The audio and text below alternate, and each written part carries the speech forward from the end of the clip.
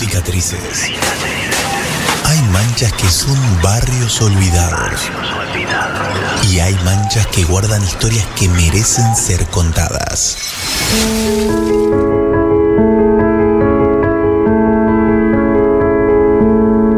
Los Quijotes de nuestras manchas. Un ciclo conversatorio con escritores zapalinos. Cada martes a las 20. Relatos que revelan las huellas, la identidad y las luchas de nuestra región.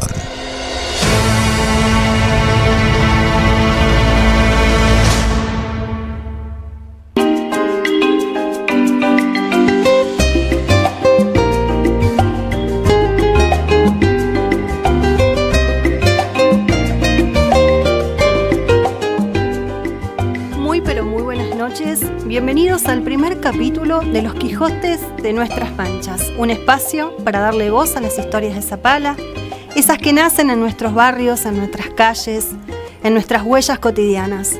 Aquí vamos a encontrarnos con escritores, soñadores y Quijotes locales, que con sus palabras nos ayudan a entender quiénes somos. Y como toda travesía necesita compañía, agradecemos a los emprendimientos que se suman a este sueño y hacen posible este ciclo. Así que hoy le damos la bienvenida a las siguientes empresas y comercios que acompañan y estimulan la cultura en nuestra ciudad. Bienvenidos a este primer ciclo a Clínica Veterinaria del Sur, ubicada en Roca 451. Del Viento Distribuciones, ubicado en José Mercado 419.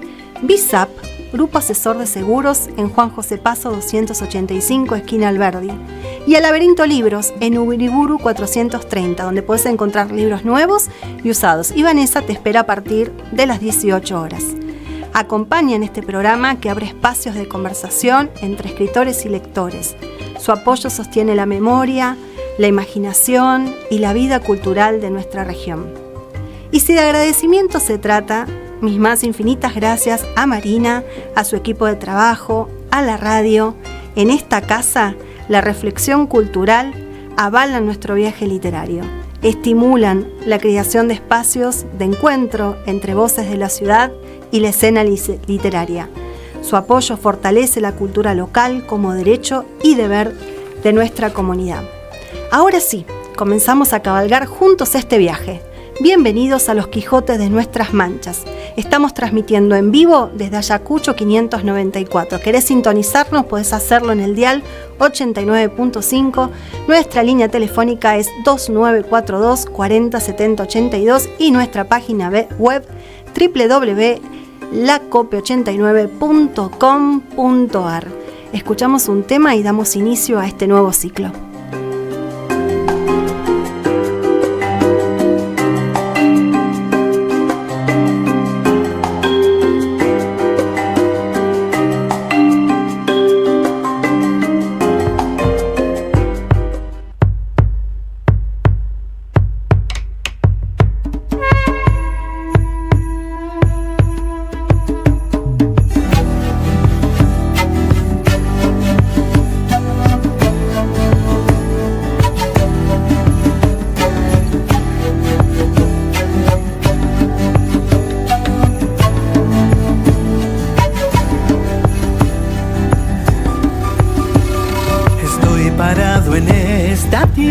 Bajo el sol, mi canto vuela en este tiempo.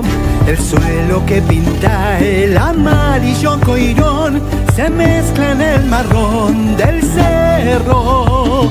Y el agua que florece como bendición tan pura que tiene mi pueblo. Y arriba cada día mil colores veo yo. Es la ciudad de los cielos.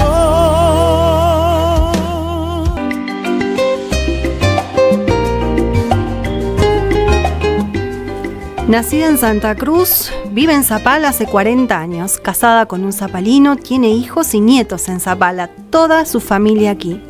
Su labor se centra en la reconstrucción y divulgación de la historia local de Zapala. Su trabajo se distingue por una metodología genealógica, una sentida narrativa y un compromiso sostenido con la memoria colectiva de su comunidad. Autora de obras como Zapala, El origen, 1792-1902, y Zapala, Rieles y Vidas. ha desarrollado una línea editorial que integra fuentes documentales, testimonios orales y símbolos identitarios, con el objetivo de preservar y visibilizar las trayectorias de las familias pioneras y los procesos históricos que han dado forma a la ciudad. Parte fundamental de su producción está dirigida a lectores de nivel primario, con relatos basados en hechos reales, adaptados cuidadosamente para niñas y niños. Estos textos, escritos en un lenguaje accesible y pedagógico, buscan fomentar el vínculo temprano con la historia local y promover el reconocimiento de las raíces comunitarias desde la infancia. Además de su labor, Paola participa en proyectos de alfabetización para adultos, diseño de materiales didácticos, creación de símbolos visuales y presentaciones públicas que fortalecen el sentido de pertenencia y la construcción de identidad. Su enfoque es interdisciplinario, ya que articula historia, literatura, diseño y educación. Como habrán escuchado, nuestra invitada de hoy es Paola Figueroa de SADE. Bienvenida a nuestro primer programa, es un honor para mí poder compartir con vos y con el público este vasto recorrido histórico y literario. Sí. Bienvenida. Buenas noches y muchas gracias por también tener el honor de ser la primera invitada. Fantástico. Una invitada mujer, la primera. Para Sí. mí, bueno, es todo un honor realmente poder contar con tu presencia y poder conocerte y dar a conocer al resto de la comunidad, que seguramente ya te conoce, obviamente, porque es una Sí. larga trayectoria. Sí, y también, yo digo, la gente de Zapala ha sido muy amable, muy buena, muy receptiva, y también los niños, al punto que me han escrito, han conseguido mi celular y me han enviado mensajes, así que eso es maravilloso para mí. Gratificante, sí. Sí, es lo más bonito.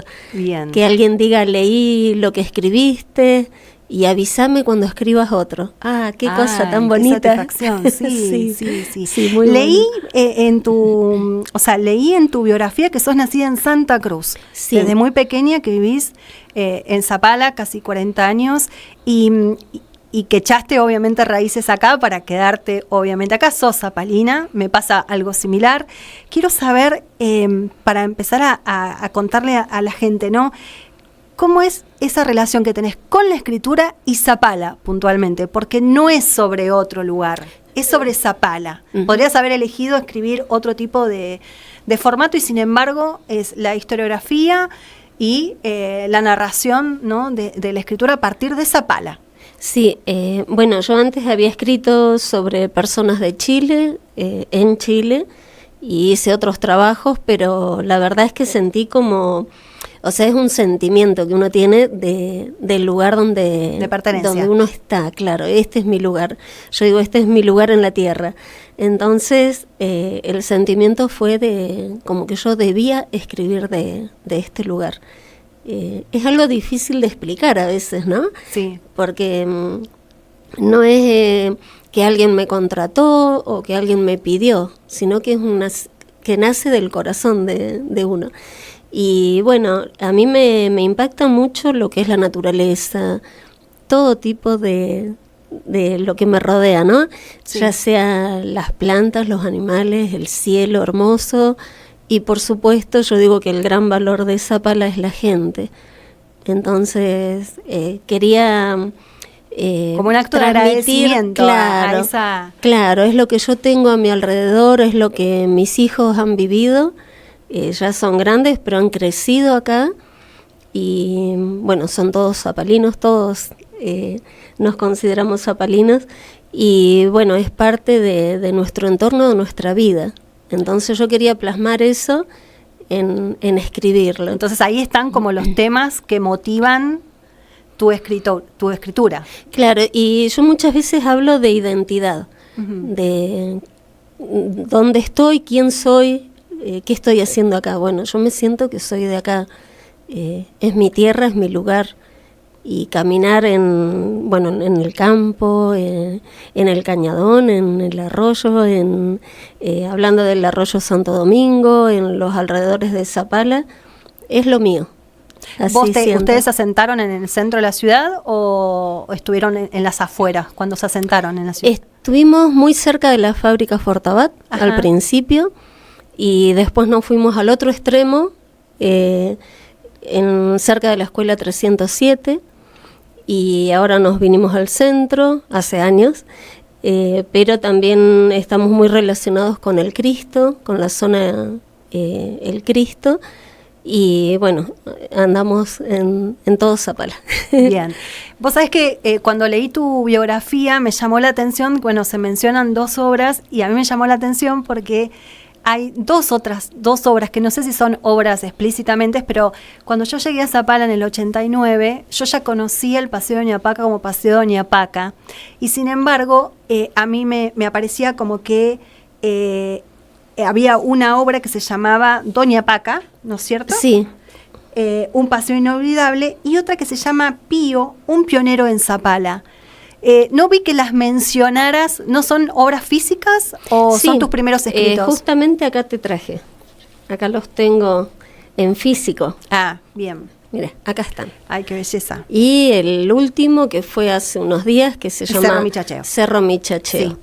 Son libros que están tomados de la fuente, digamos, principal, es los otros 2 libros que escribí, que tienen mucha documentación, por supuesto tiene todo el fundamento. Pero mi interés fue que los niños o aquellas personas que no son de una lectura extensa o que necesitan leer pocas palabras, que no les gusta tanto sentarse a leer. En estos tiempos. Claro. Yo digo, bueno, que en pocas hojas puedan conocer Zapala, y digo, bueno, Zapala el origen y Zapala Rieles y Vida son como los padres de estos libritos. Bien, de estas adaptaciones. Claro, son adaptaciones para una lectura más ágil, más fácil. Y al alcance. Al alcance, claro. Y ahí las que tenés, Pío, un pionero de Zapala, él se refiere, Pío Ferreira es la persona que vino por primera vez con ganado ya para hacer y crear el establecimiento Zapala. Cuando Robert desde Buenos Aires compra esta tierra, no viene él, porque él es un médico que está trabajando en Buenos Aires, entonces manda un administrador. Ese administrador es Pío Ferreira, que después, bueno, ahí lo cuenta, va a ser el alcalde en esa época, el comisario, el todos empadronador. reunidos en una misma figura. Claro. Y lo importante es que me esforcé para que esos papeles que él cumplió los pueda comprender un niño. Entonces están contados para un niño, exactamente. Y Paola, porque esto todos sabemos que cuando uno escribe, más allá de ese proceso de planificación que hace el previo, es un proceso de observación, de investigación.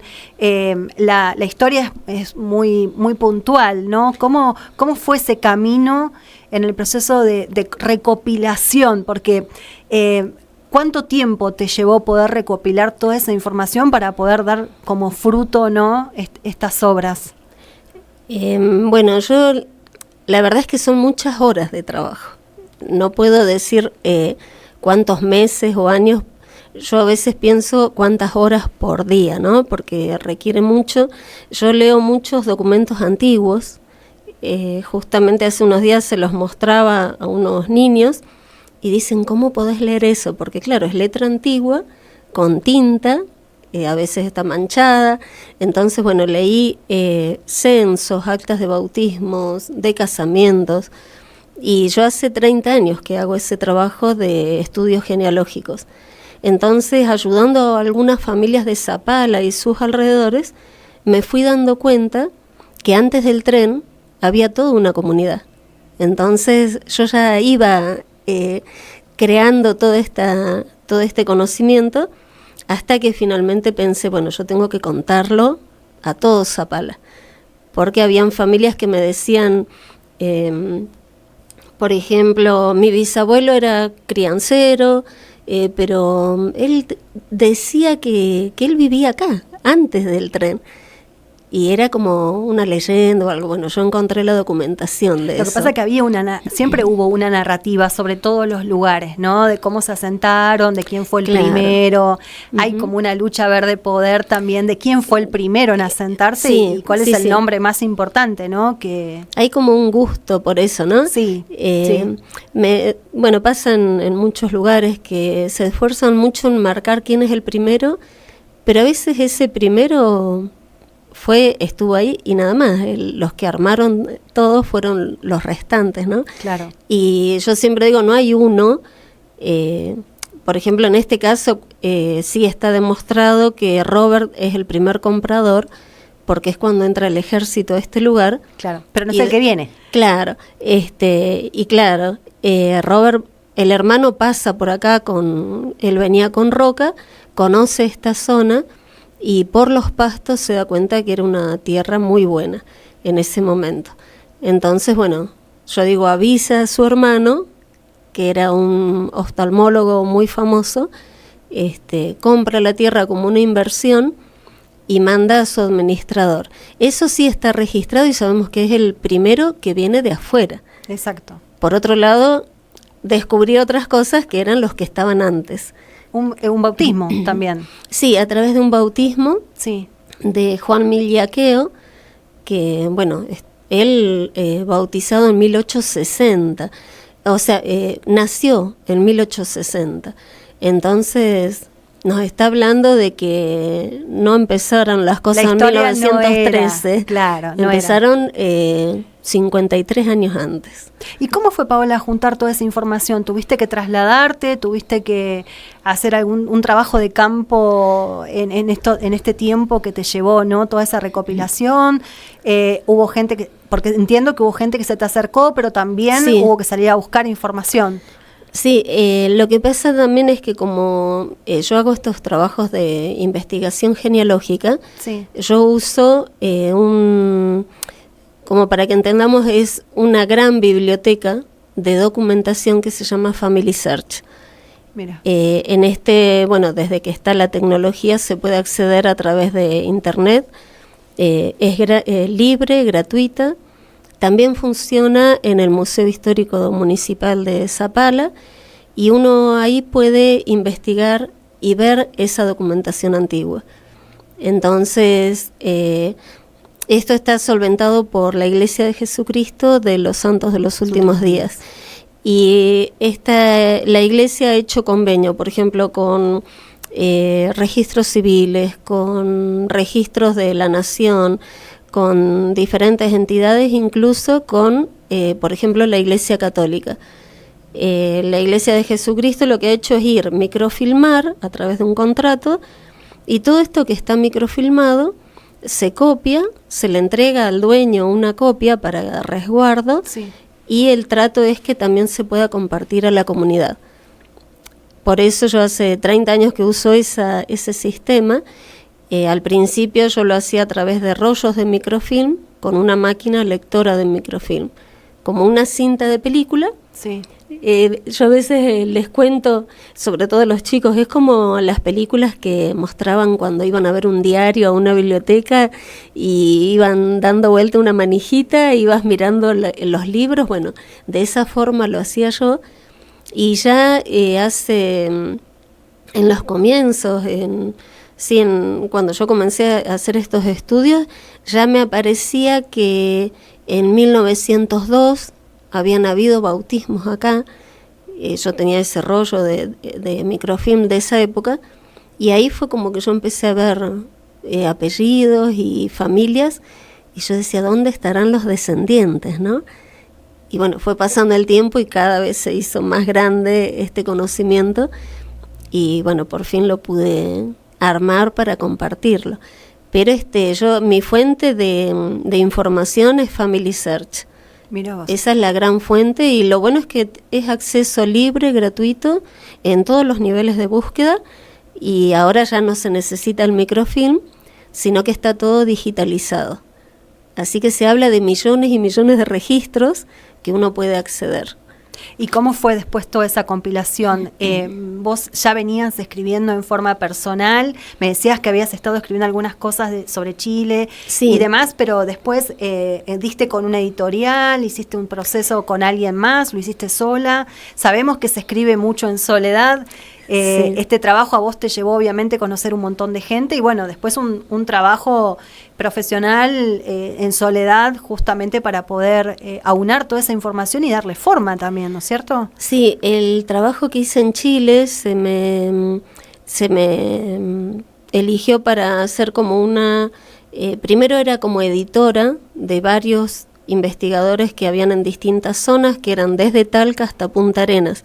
Estamos hablando de casi todo Chile. Claro. El sur de Santiago de Chile hasta Punta Arenas. Y todo lo que ellos escribían, a mí se me asignó editarlo. Bueno, yo tenía facilidad para saber el idioma chileno, digamos, y el argentino, y pasarlo a un idioma neutro, porque eso se publicó y se fue a distintos países.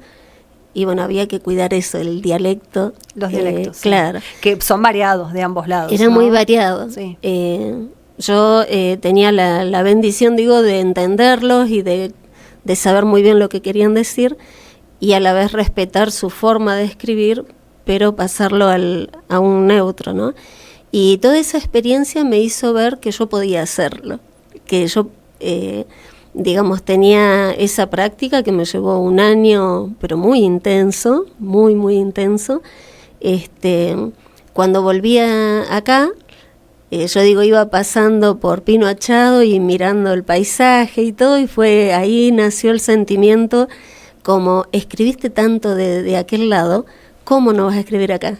Claro. Ahora tenés que escribir de acá. Y bueno, a raíz de eso nace otro libro que yo hice que se llama Historias de Fe en la Patagonia Argentina, que abarca desde Neuquén hasta Tierra del Fuego.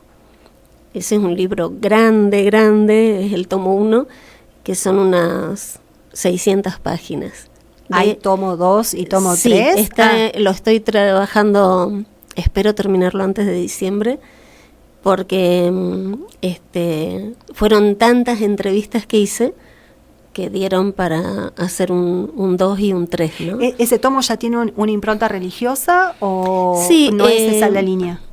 Lo que pasa es que Historias de Fe en la Patagonia Argentina se refiere a toda la historia de la Iglesia de Jesucristo, cómo entra a la Argentina y en la Patagonia.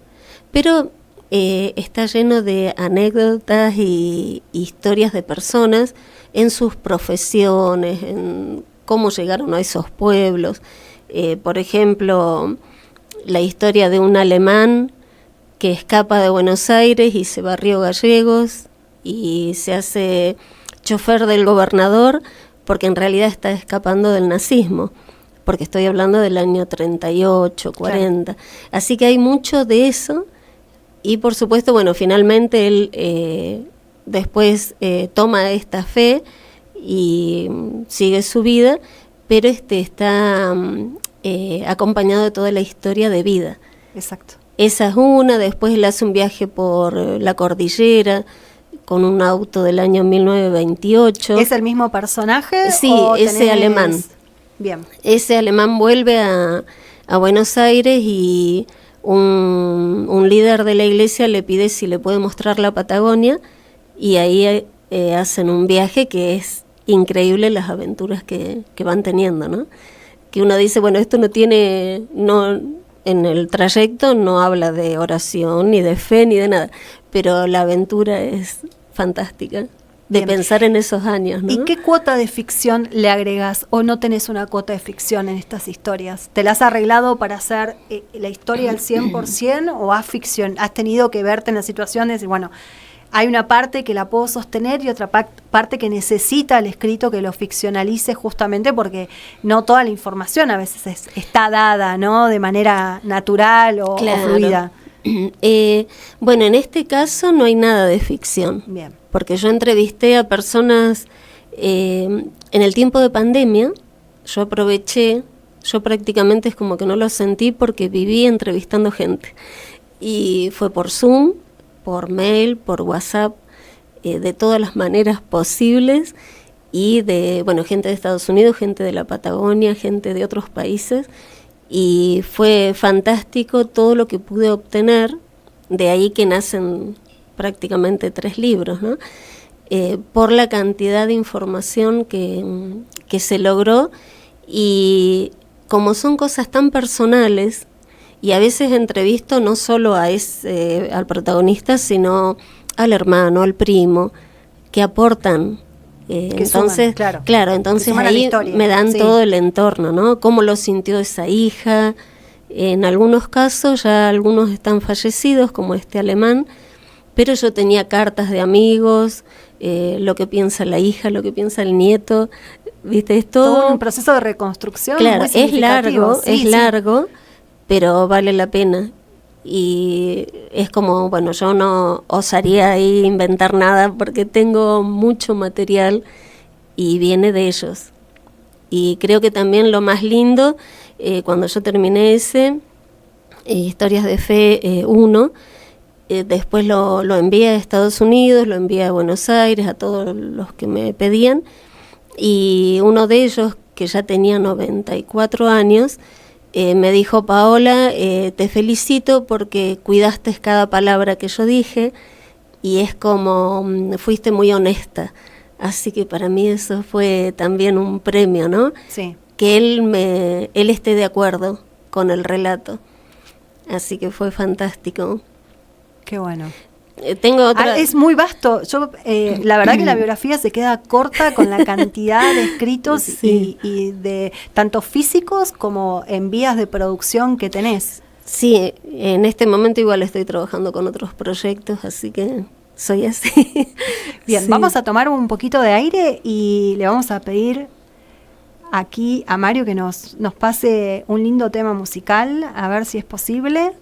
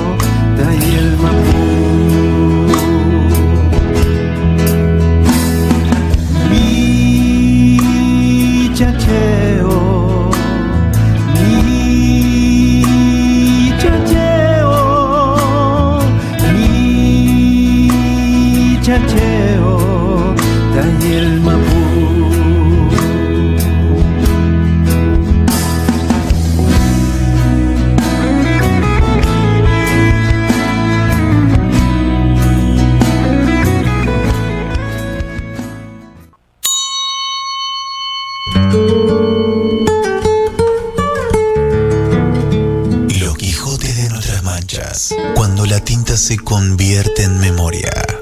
En memoria.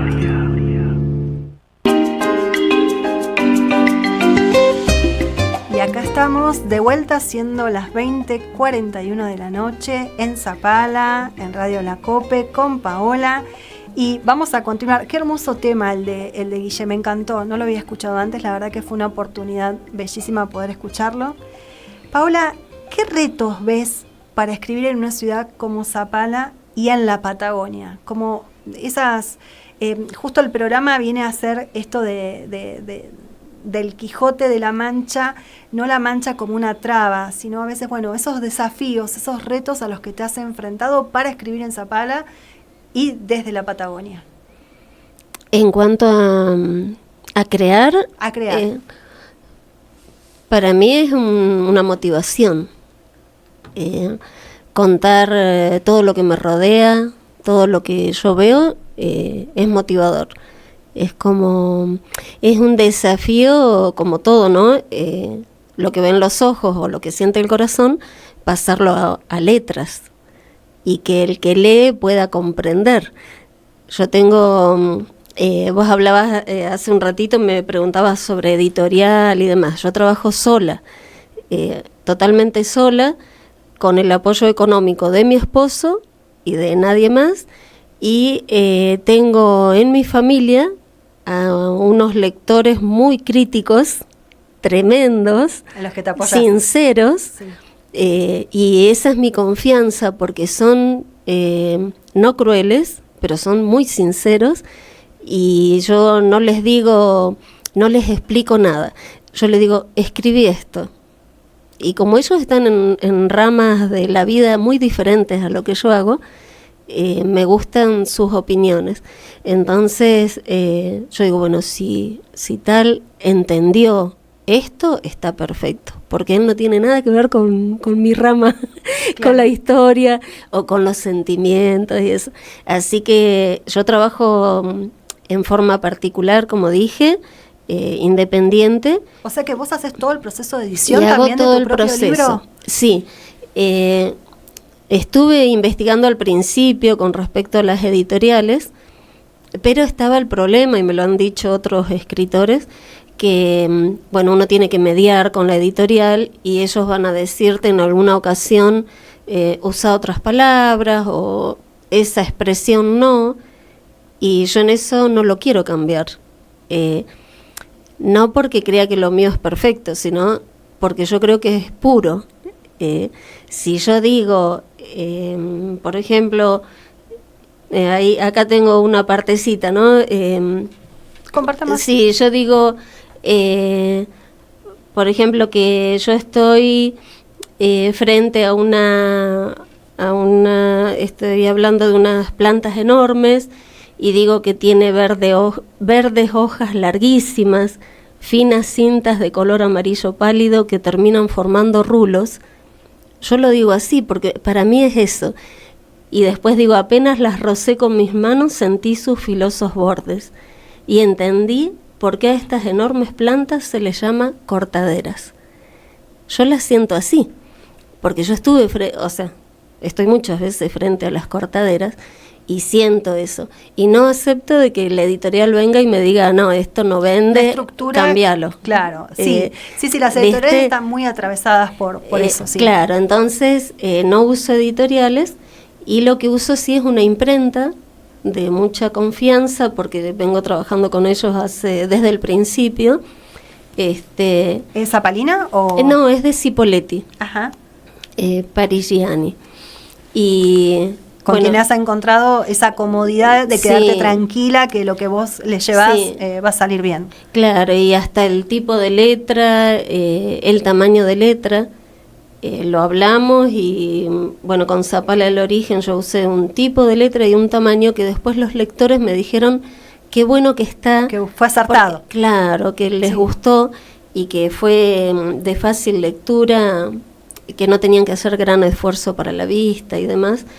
Entonces, que no son detalles menores. Yo me recuerdo que una vez en una librería me dijeron eso, que por ahí la gente no estaba buscando textos tan largos, o si la letra era demasiado pequeña, que eso dificultaba, que no hacía que la lectura fuera fluida, ¿no? El interlineado, exactamente, todo. O sea que todo eso te ocupás vos. Yo me ocupo de eso Y bueno, después por supuesto me manda la muestra, la prueba de galera que le dicen, la imprenta me lo envía y ahí yo le doy el sí o hago algunos cambios y ya ellos los imprimen. Así que eso lo hago yo. También lo de Chile, ahí, bueno, también tuve que, primero se me asignó como editora, después también aporté unos capítulos y finalmente fui la diseñadora. Entonces ahí también aprendí bastante sobre eso. Y todo eso lo apliqué, claro, todo eso lo aplico ahora. De aprendizaje en forma continua, ¿no? Todo lo que vas descubriendo con el aprendizaje de generar tu propio, lo voy a decir así, yo sé que para vos no es como un hijo, pero es ese producto final, ¿no? O ese fruto final, ¿no? Claro. Que sale de tus propias manos, es al 100% casi. Sí, y por ejemplo con lo de los libros para niños y bueno, estos otros también, me esfuerzo mucho en los colores, en la forma. Si podés ver el del michacheo, que tiene dibujo de un niño mapuche, otro niño con una camiseta de Argentina. Está todo estudiado, no, nada es casual. Los colores, las formas, todo, y es lo que yo hago. Como una especie de psicología de los colores también has tomado, ¿no es cierto? Estudio eso también. He hablado con gente dedicada a la botánica, a la biología, a la minería, todo para poder marcar que es Zapala. Y a veces, bueno, alguien ve el libro que no es de acá o que está de paso y lo mira y dice, pero esto es de Zapala, porque ve el paisaje y es de acá. Así que eso también... Sí, hay rasgos muy definitorios de nuestra, como es el Cerro Michacheo, como es la carreta con los bueyes, la meseta, hay como colores, sí, muy, muy marcados, ¿no? Sí. Sí. Yo te hago hincapié en estas cosas porque por ahí me gustaría que la gente sepa que no es llegar a veces y escribir, que hay un trabajo, un enorme profesionalismo detrás que tiene que ver con todo un proceso de investigación para cada tema que elegís tocar, ¿no es cierto? Sí. Yo lo digo en forma de que vos sos historiadora, pero también para quien escribe ficciones o se dedica a otro, porque probablemente si alguna vez incursionás en otros géneros, te das cuenta que requiere de lectura, requiere de que investigues, requiere de la observación permanente, que después, bueno, desencadenan en la página y que son esos frutos que nosotros nos gusta compartir con el resto, ¿no? Vos haces hincapié en que compartís en la familia, me pasa lo mismo, generalmente mis obras están compartidas primero con algún crítico de la familia que bueno, que sabés que te va a decir la verdad, claro, y que uno puede confiar en esa voz, ¿no es cierto? Exacto. Sí. Y que te tienen el aprecio para no decirte, qué bonito. No, dicen, ¿y acá esto qué significa tal cosa? Yo, entonces lo tengo que reescribir, porque muchas veces está dentro de uno. Exacto. El concepto, la idea, el sentimiento, y escribís, pero el otro no se está enterando bien.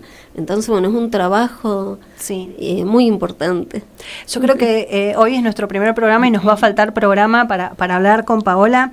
Quería decirte, bueno, leí también en tu biografía que tu enfoque es interdisciplinario, como relacionados con la historia, con la literatura, el diseño y la educación. ¿Cómo conjugás todo eso? Porque hay muchas puertas abiertas, ¿no? Desde la historia, desde la literatura, desde artículos. ¿Cómo has conjugado todo ese...? ¿Hay una formación aparte o ha sido parte de ese proceso de investigación tuyo? Sí, yo soy curiosa, trato de estudiar, de estar con la tecnología, con todo lo que sea posible, todo lo que me brinde herramientas para poder transmitir esto de la historia de Zapala, de la identidad, de valorar el lugar que uno tiene en el mundo, de ver las cosas que a diario parece que son cotidianas. Cosa de todos los días, pero como frenar y valorar, porque también conociendo la historia y la situación actual del mundo, creo que Zapala es un lugar privilegiado. En muchos aspectos. En muchos aspectos. Entonces hay que valorarlo, y el primero que lo tiene que valorar es el que vive acá. Y apunté también a los niños porque Bueno, recibí algunas invitaciones hace tiempo de ir a las escuelas y contarles que era ser una escritora y una escritora de historia. Y en todo ese trabajo de hablarles a ellos y la respuesta que ellos me daban, pensé, esto lo tengo que escribir también. Y bueno, ahí nacen todas esas charlas, digamos, las pasé a contarlo por escrito, ¿no?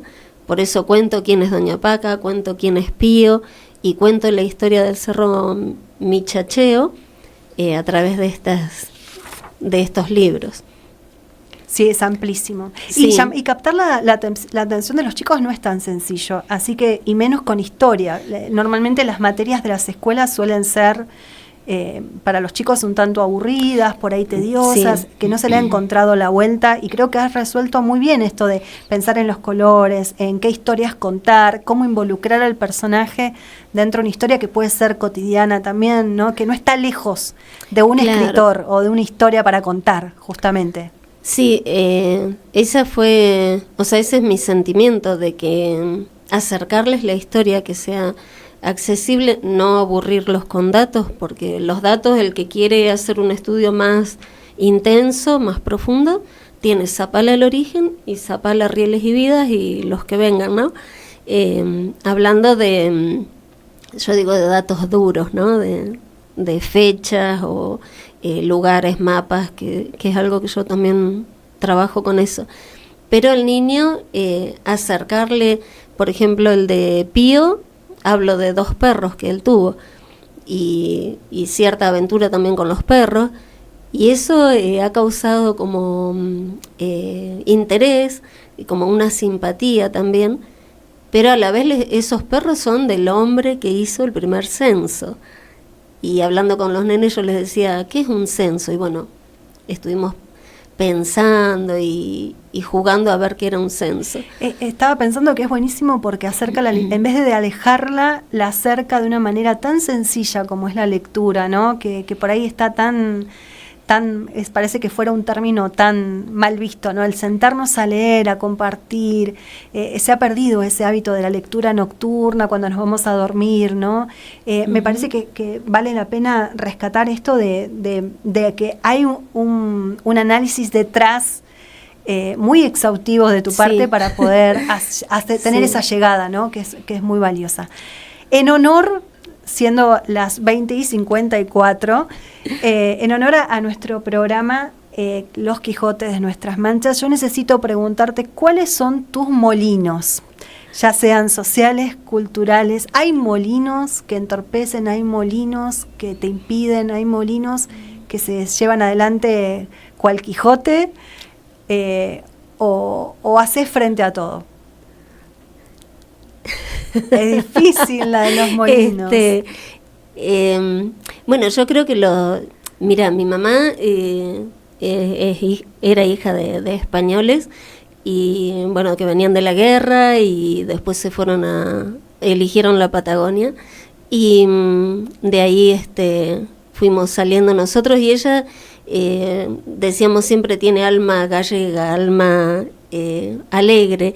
Y ella decía algo, que los desafíos y los problemas son la sal de la vida, que a veces viene salada, pero no importa, hay que seguir para adelante. Qué hermosa reflexión, sí, y yo creo que heredé eso, ¿no? Qué bueno. Que vengan los desafíos que vengan, hay que hacerle frente, porque la verdad es que son los que nos permiten crecer. Si no, sería una vida de letargo, y sin aprendizaje, ¿no? De estar simplemente. Claro. Yo a veces, cuando estoy en medio de todo el libro, entrevista, gente que dice que sí, después dice que no, porque pasa. Después el otro pariente dice, ¿y por qué a mí no me preguntaron? Porque cuando te pregunté vos no quisiste. Claro. Hay cientos de situaciones, pero es parte del proceso, ¿no? Es parte del proceso, es parte del camino, sí. Claro. Sí. Y uno va creciendo, va desarrollando habilidades para que el trabajo que viene sea mejor. Entonces, bien, lo veo de esa forma, ¿no? Bueno, Paola, la verdad que estoy encantada de haber podido entablar cara a cara, mano a mano con vos con respecto a tus obras. Es el primer programa, siento que nos faltó un montón para charlar.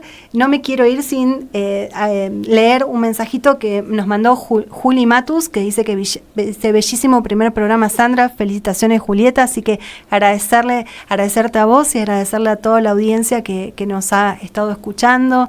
Que esta sea la puerta para otros encuentros más. Así que Muchísimas infinitas gracias. Bueno, muchas gracias. Y también invitar a los jóvenes y a los niños que escriban, porque varios de ellos se han acercado y me han dicho, o sea, después que yo les presento un poco el tema, en un recreo se acercaron, ¿te puedo preguntar algo? Sí, sabes que yo estoy escribiendo. Y eso me parece maravilloso, ¿no? Sí. Hay jovencitos que escriben, hay niños que tienen una idea y a veces solo falta acercarlos. Claro, sí. y yo les digo, crean, porque bueno, yo desde muy chica me gustaba escribir, así que crean que lo van a poder hacer. Que es posible. Porque sí se puede hacer. Bien. Paola, muchísimas gracias. Muchas gracias a vos, se nos pasó volando el tiempo. Se nos pasó la volanda. Vamos a un cortecito operador y damos el cierre.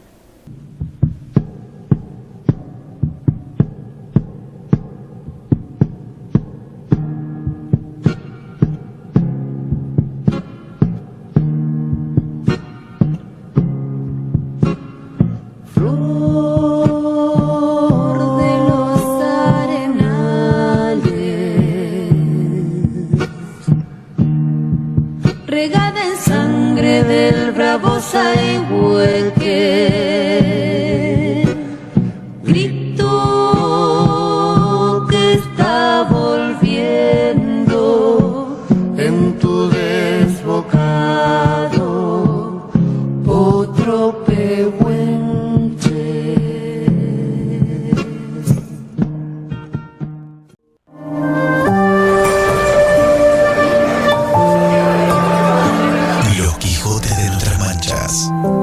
Relatos que nacen en la periferia, pero laten en el corazón. En el corazón.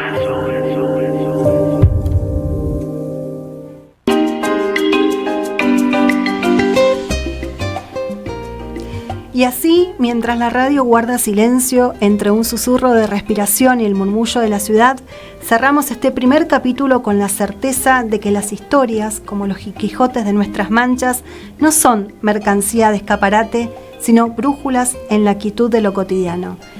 Hemos recorrido calles y barrios, escuchado voces que laten con la paciencia de quienes construyen desde la tinta, desde la tela, desde una esquina que se vuelve escenario y biblioteca.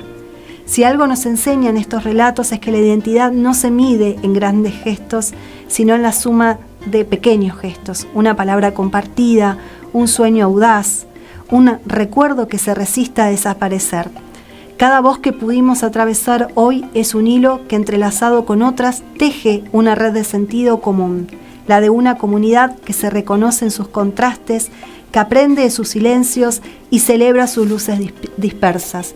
En este cierre les digo hasta luego, porque una radio que escucha es una radio que continúa. Que cada oyente lleve consigo la pregunta que nos mueve: ¿qué historia próxima puede hacerse palabra y qué palabra puede hacerse camino? Dejemos que la ciudad siga murmurando, que las esquinas sigan contando y que la imaginación, como un caballo bien montado, encuentre siempre rumbo hacia lo nuevo sin perder la memoria. Gracias a quienes nos acompañan, a los Quijotes locales, con su oficio desafían inercia, a los comercios y emprendimientos que sostienen este viaje y a ustedes oyentes por prestarnos sus oídos y su curiosidad. Nos vemos en el siguiente capítulo de Los Quijotes de nuestras manchas, que el relato continúe y la ciudad, una vez más, se vuelva gran libro por leer. Hoy dimos voz a nuestras huellas. Esas que nacen en los márgenes y laten en lo profundo de nuestra ciudad. Los Quijotes de nuestras manchas. Hasta el próximo martes, cuando otra historia nos convoque.